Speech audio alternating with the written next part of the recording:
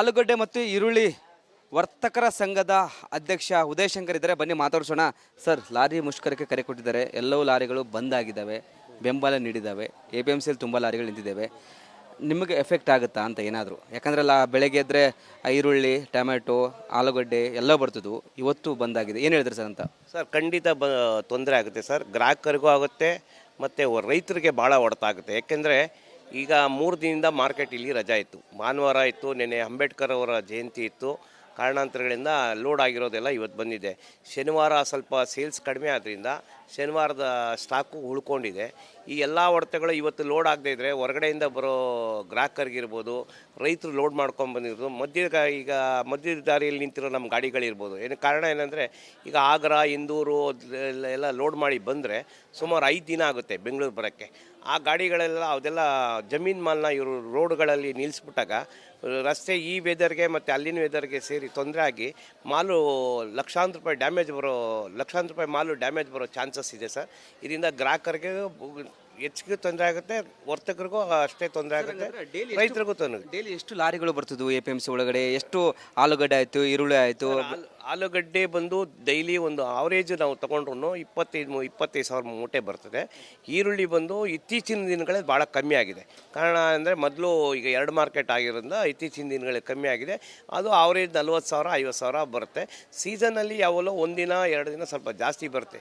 ಏನೇ ಅಂದರೂ ಇವತ್ತಿನ ವಾತಾವರಣದಲ್ಲಿ ಈ ರೀತಿ ಏಕಾಏಕಿ ಇವರು ತೀರ್ಮಾನ ಕೈಗೊಂಡಿರೋದು, ಲಾರಿಯವರಾಗಿರ್ಬೋದು ಅಥವಾ ಸರ್ಕಾರ ಅವ್ರ ಜೊತೆ ಚರ್ಚೆ ಮಾಡದೇ ಇರೋದಾಗ್ಬೋದು, ಇದು ರೈತರ ಮೇಲೆ ಮತ್ತು ಸಾಮಾನ್ಯ ಜನರ ಮೇಲೆ ಭಾರಿ ಹೊಡೆತ ಆಗ್ತಾ ಇದೆ ಅಂತ ಹೇಳಿ. APMC ಇವತ್ತು ಖಾಲಿ. ಯಾಕಂದರೆ ದಿನ ಬೆಳಗ್ಗೆ ಆದರೆ ವ್ಯಾಪಾರ ಬಲು ಜೋರು ಇರ್ತಿತ್ತು, ಜನ ಜಂಗುಳಿಯಿಂದ ಕೂಡಿರ್ತಿತ್ತು.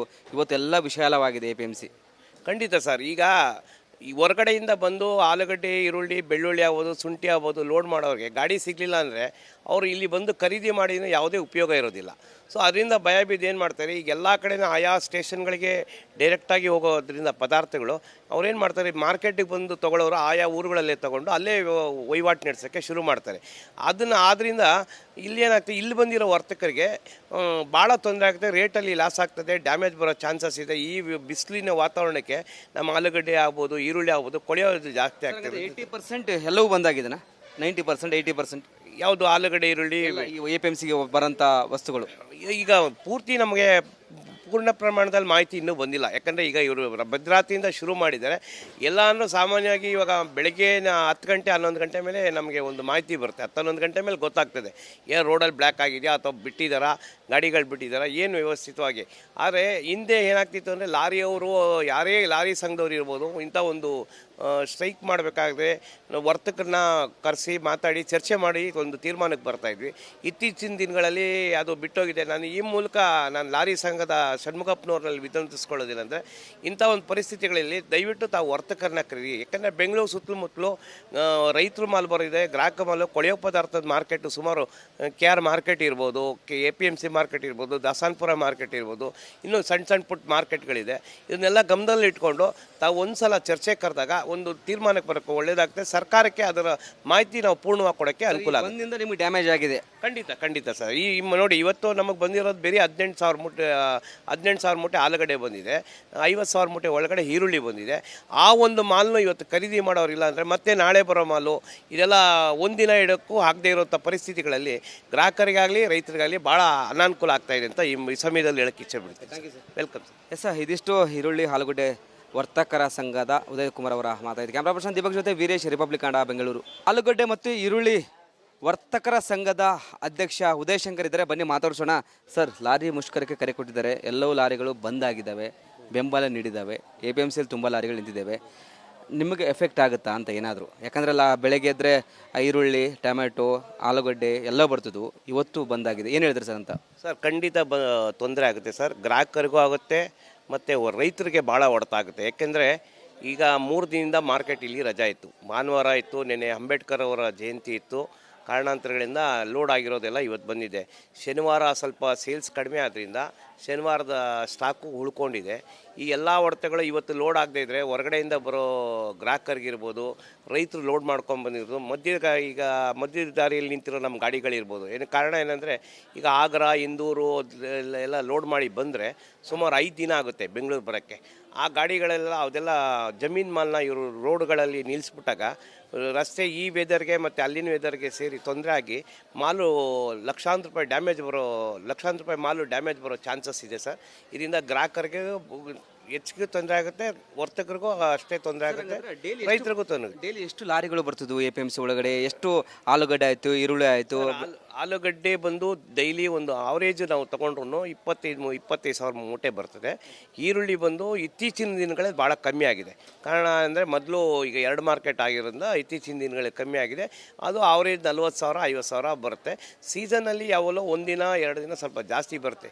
ಏನೇ ಅಂದರೂ ಇವತ್ತಿನ ವಾತಾವರಣದಲ್ಲಿ ಈ ರೀತಿ ಏಕಾಏಕಿ ಇವರು ತೀರ್ಮಾನ ಕೈಗೊಂಡಿರೋದು, ಲಾರಿಯವರಾಗಿರ್ಬೋದು ಅಥವಾ ಸರ್ಕಾರ ಅವ್ರ ಜೊತೆ ಚರ್ಚೆ ಮಾಡದೇ ಇರೋದಾಗ್ಬೋದು, ಇದು ರೈತರ ಮೇಲೆ ಮತ್ತು ಸಾಮಾನ್ಯ ಜನರ ಮೇಲೆ ಭಾರಿ ಹೊಡೆತ ಆಗ್ತಾ ಇದೆ ಅಂತ ಹೇಳಿ. APMC ಇವತ್ತು ಖಾಲಿ. ಯಾಕಂದರೆ ದಿನ ಬೆಳಗ್ಗೆ ಆದರೆ ವ್ಯಾಪಾರ ಬಲು ಜೋರು ಇರ್ತಿತ್ತು, ಜನ ಜಂಗುಳಿಯಿಂದ ಕೂಡಿರ್ತಿತ್ತು. ಇವತ್ತೆಲ್ಲ ವಿಶಾಲವಾಗಿದೆ APMC. ಖಂಡಿತ ಸರ್. ಈಗ ಈ ಹೊರಗಡೆಯಿಂದ ಬಂದು ಆಲೂಗಡ್ಡೆ, ಈರುಳ್ಳಿ, ಬೆಳ್ಳುಳ್ಳಿ ಆಗ್ಬೋದು, ಶುಂಠಿ ಆಗ್ಬೋದು ಲೋಡ್ ಮಾಡೋರಿಗೆ ಗಾಡಿ ಸಿಗಲಿಲ್ಲ ಅಂದರೆ ಅವರು ಇಲ್ಲಿ ಬಂದು ಖರೀದಿ ಮಾಡಿದ್ರೆ ಯಾವುದೇ ಉಪಯೋಗ ಇರೋದಿಲ್ಲ. ಸೊ ಅದರಿಂದ ಭಯ ಬಿದ್ದು ಏನು ಮಾಡ್ತಾರೆ, ಈಗ ಎಲ್ಲ ಕಡೆನೂ ಆಯಾ ಸ್ಟೇಷನ್ಗಳಿಗೆ ಡೈರೆಕ್ಟಾಗಿ ಹೋಗೋದ್ರಿಂದ ಪದಾರ್ಥಗಳು ಅವ್ರೇನು ಮಾಡ್ತಾರೆ, ಮಾರ್ಕೆಟಿಗೆ ಬಂದು ತೊಗೊಳ್ಳೋರು ಆಯಾ ಊರುಗಳಲ್ಲೇ ತೊಗೊಂಡು ಅಲ್ಲೇ ವಹಿವಾಟು ನಡೆಸೋಕ್ಕೆ ಶುರು ಮಾಡ್ತಾರೆ.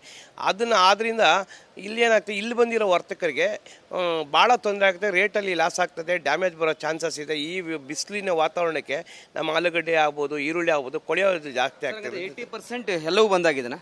90%, 80% ಯಾವುದು ಆಲೂಗಡ್ಡೆ, ಈರುಳ್ಳಿ APMCಗೆ ಬರೋಂಥ ವಸ್ತುಗಳು ಈಗ ಪೂರ್ತಿ ನಮಗೆ ಪೂರ್ಣ ಪ್ರಮಾಣದಲ್ಲಿ ಮಾಹಿತಿ ಇನ್ನೂ ಬಂದಿಲ್ಲ. ಯಾಕಂದರೆ ಈಗ ಇವರು ಭದ್ರಾತಿಯಿಂದ ಶುರು ಮಾಡಿದ್ದಾರೆ.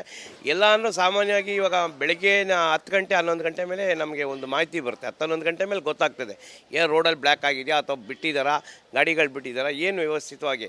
ಆದರೆ ಹಿಂದೆ ಏನಾಗ್ತಿತ್ತು ಅಂದರೆ ಲಾರಿಯವರು, ಯಾರೇ ಲಾರಿ ಸಂಘದವ್ರು ಇರ್ಬೋದು, ಇಂಥ ಒಂದು ಸ್ಟ್ರೈಕ್ ಮಾಡಬೇಕಾದ್ರೆ ವರ್ತಕರನ್ನ ಕರೆಸಿ ಮಾತಾಡಿ ಚರ್ಚೆ ಮಾಡಿ ಒಂದು ತೀರ್ಮಾನಕ್ಕೆ ಬರ್ತಾಯಿದ್ವಿ.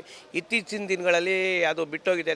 ಈ ಮೂಲಕ ನಾನು ಲಾರಿ ಸಂಘದ ಷಣ್ಮುಖಪ್ಪನವ್ರಲ್ಲಿ ವಿನಂತಿಸ್ಕೊಳ್ಳೋದಿಲ್ಲ ಅಂದರೆ, ಇಂಥ ಒಂದು ಪರಿಸ್ಥಿತಿಗಳಲ್ಲಿ ದಯವಿಟ್ಟು ತಾವು ವರ್ತಕರನ್ನ ಕರೀರಿ. ಯಾಕಂದರೆ ಬೆಂಗಳೂರು ಸುತ್ತಮುತ್ತಲು ರೈತರ ಮಾಲ್ ಬರೋದಿದೆ, ಗ್ರಾಹಕ ಮಾಲು, ಕೊಳೆಯೋ ಪದಾರ್ಥದ ಮಾರ್ಕೆಟು ಸುಮಾರು KR ಮಾರ್ಕೆಟ್ ಇರ್ಬೋದು, APMC ಮಾರ್ಕೆಟ್ ಇರ್ಬೋದು, ದಾಸಾನ್ಪುರ ಮಾರ್ಕೆಟ್ ಇರ್ಬೋದು, ಇನ್ನೂ ಸಣ್ಣ ಪುಟ್ಟ ಮಾರ್ಕೆಟ್ಗಳಿದೆ.